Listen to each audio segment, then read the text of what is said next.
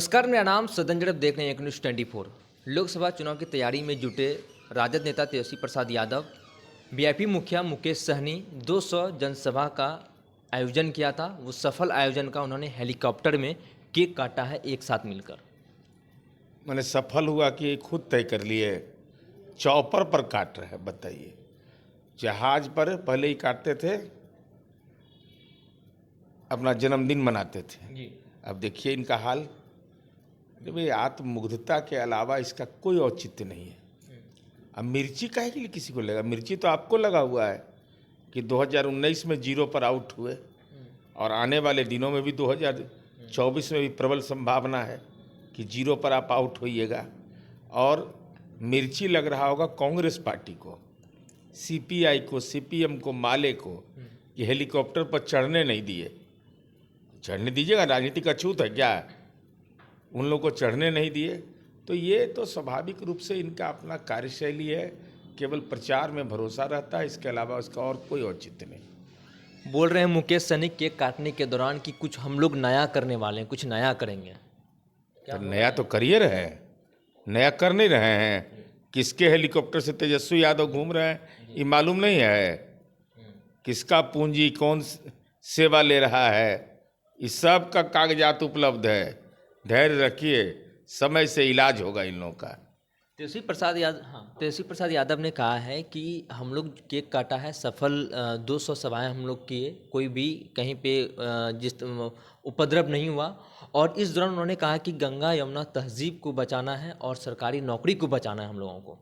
सरकारी नौकरी, जमीन वाला नौकरी के नाम पर जमीन वाले लिए, उसका क्या होगा? उस पर चुप्पी साध जाते हैं। उस पर बताइए ना, परिवारवाद पर बताइए ना कि रोहिणी आचार्य का इस पार्टी में क्या योगदान था, क्यों टिकट दिया।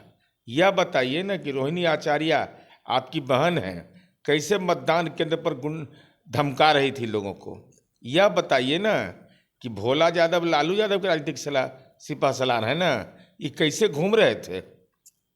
लेकिन हमारी नज़रों से बच कैसे जाइएगा। हमने इनको मजिस्ट्रेट चेकिंग में पकड़ा, अब मैंने बयान दिया, मैंने फिर मेल किया चुनाव आयोग को, और हम चुनाव आयोग को धन्यवाद देते हैं कि इस दिशा में सार्थक कार्रवाई भी किया। स्थानीय प्रशासन ने उनके खिलाफ एफआईआर भी दर्ज किया, रोहिणी आचार्य के खिलाफ। करेगा नहीं भाई, आप मतदान केंद्र पर जाकर के उकसाइएगा। अभी 12 को 14 को पुलिस कहाँ से ले आए थे?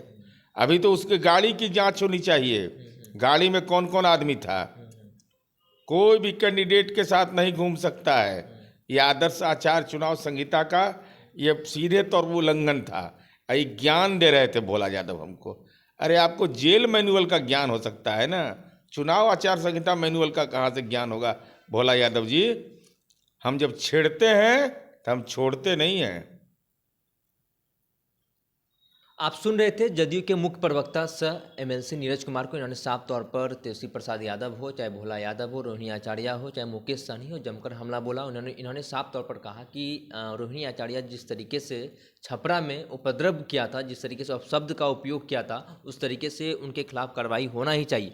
हम चुनाव आयोग को धन्यवाद देते हैं और हमने मेल किया था जिसके कारण उनके ऊपर कार्रवाई हुई। वहीं भोला यादव को लेकर उन्होंने कहा कि उनको जेल मैनुअल का ज्ञान होगा, ना कि आचार संहिता और इलेक्शन का ज्ञान होगा। वो अच्छे तरीके से जेल मैनुअल का ज्ञान है, आचार संहिता का उनको ज्ञान नहीं है। उनको तो हमने पाठ पढ़ाया है।